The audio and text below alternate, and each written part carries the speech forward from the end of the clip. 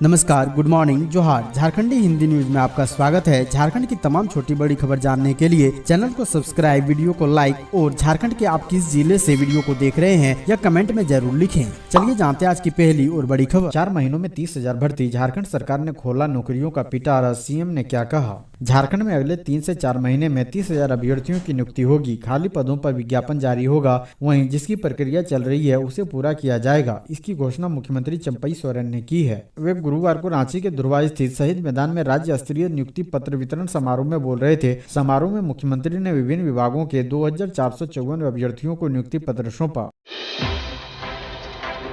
रांची में महाशिवरात्रि, भीड़ पर भारी पड़ी आस्था, पहाड़ी मंदिर में उमड़ा भक्तों का सैलाब। झारखंड समेत पूरे देश में महाशिवरात्रि की धूम मची है। शिवालयों में भारी भीड़ उमड़ रही है। झारखंड की राजधानी रांची के प्रसिद्ध पहाड़ी मंदिर में भी श्रद्धालुओं का सैलाब उमड़ पड़ा। सुबह 3 बजे से ही भक्त कतार में खड़े हो गए थे। कतारबद्ध होकर श्रद्धालुओं ने पहाड़ी बाबा की पूजा अर्चना की, शिवलिंग पर जलार्पण किया। शाम में भव्य शिव बारात निकाला गया। महाशिवरात्रि पर पुरुष से लेकर महिला और बहुत से बच्चों तक ने उपवास।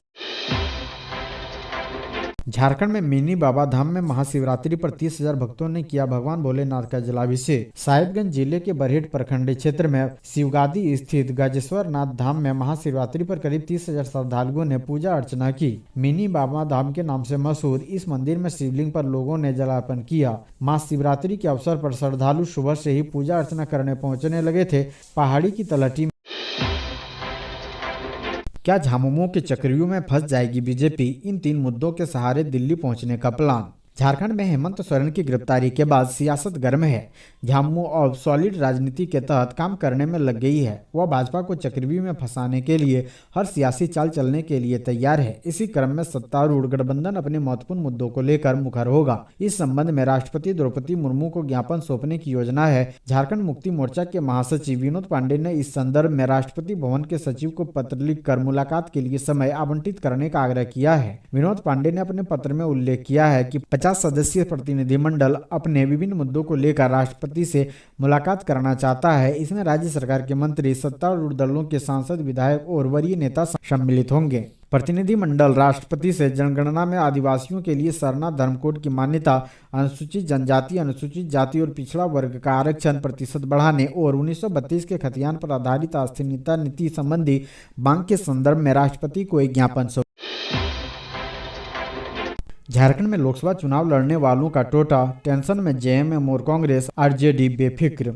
झारखंड में लोकसभा चुनाव की तैयारियां जैसे जैसे आगे बढ़ रही है, वैसे वैसे विभिन्न पार्टियों के प्रमुख नेताओं के नाम सामने आने लगे हैं। लेकिन अपने काम के बूते सबसे बेहतर होने का दम्भ भरने वाले कांग्रेस के मंत्री इस रेस में कहीं पीछे रह गए हैं।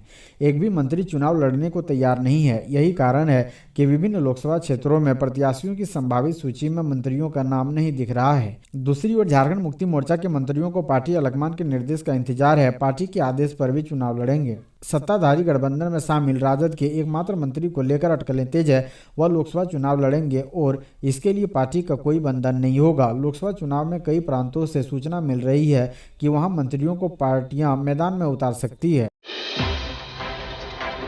विधायक लोबिन हेम्ब्रम से बरहेट में धक्का मुक्की, झंडा बैनर फाड़ा, कार्यकर्ताओं ने लौटाया। बोरियो विधायक लोबिन हेम्ब्रम के साथ बरहेट में झामुमो कार्यकर्ताओं ने गुरुवार को धक्का मुक्की की। पुलिस ने उन्हें सुरक्षित वहां से निकाला। झामुमो कार्यकर्ताओं ने उनके झंडा बैनर को फाड़ दिया तथा कार्यक्रम को बंद करा दिया। फिलहाल स्थिति तनावपूर्ण है। मांझी परगना बैसी के बैनर तले गुरुवार को भोगनाडीह से लोबिन हेम्ब्रम अन्याय यात्रा शुरू करने वाले थे। दोपहर करीब 2 बजे लोबिन अपने समर्थकों के साथ भोगनाडीह जा रहे थे। लोबिन ने बताया कि उनका काफिला बरहेट में झामुमो कार्यालय के पास पहुंचा तो कुछ झामुमो कार्यकर्ताओं ने उन्हें रोकने की कोशिश की, लेकिन वह आगे बढ़ गए। भोगनाडीह पहुंचने पर उन्हें मालूम हुआ कि उनके कार्यक्रम में आ रहे लोगों को वहां रोक दिया गया है तथा झंडा बैनर फाड़ दिया गया है। उन्होंने थाना प्रभारी को मामले की जानकारी दी। इधर सिद्धू कानू की प्रतिमा पर माल्यार्पण कर वह भाषण शुरू करने वाले थे, तभी एसडीओ का फोन आया और कार्यक्रम बंद करने को कहा गया। उन्होंने संक्षेप में अपनी बात रखी और वहां से जाने लगे।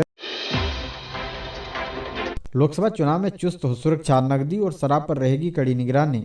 लोकसभा चुनाव को लेकर चुनाव आयोग पूरी तरह तैयार है। राज्य के मुख्य निर्वाचन पदाधिकारी के रवि कुमार ने लोकसभा चुनाव की तैयारियों को अंतिम रूप देने के लिए बैठक की। उन्होंने बैठक में चुनाव तैयारियों की समीक्षा करते हुए चुनाव में पर्याप्त सुरक्षा व्यवस्था तथा मतदान केंद्रों पर सभी आवश्यक बुनियादी सुविधाएं उपलब्ध कराने के निर्देश दिए। उन्होंने पदाधिकारियों को निर्वाचन कार्य के दौरान विधि व्यवस्था सख्त रखने, शराब एवं नकदी अवैध आवागमन पर कड़ी निगरानी रखते हुए सख्ती की रोक लगाने के निर्देश दिए। साथ ही इंटरनेट मीडिया पर फेक न्यूज एवं असामाजिक तत्वों द्वारा किए जाने वाले भ्रामक पोस्ट पर निगरानी रखते हुए निर्धारित प्रावधान के अनुरूप सख्त कार्रवाई करने को कहा।